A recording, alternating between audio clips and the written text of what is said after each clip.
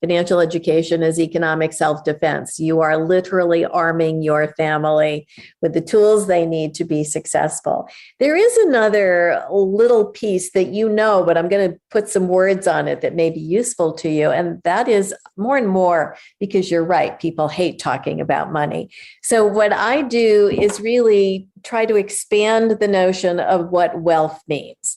Now, that in large part comes from my point of view as a social worker. I see people in more human frames rather than just financial frames. And so if you remember in that book, I talk a lot about intellectual, social, and human capital.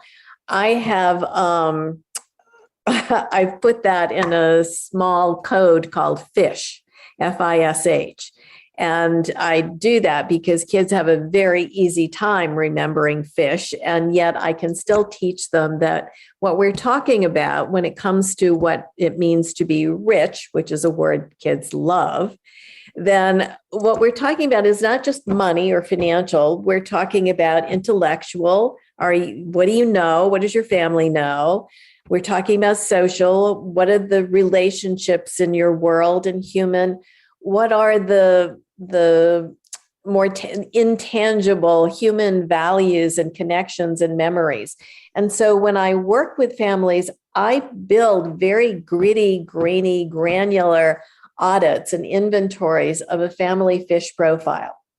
And as soon as that happens, they begin to think beyond the whole, oh my God, what's my cash flow issue?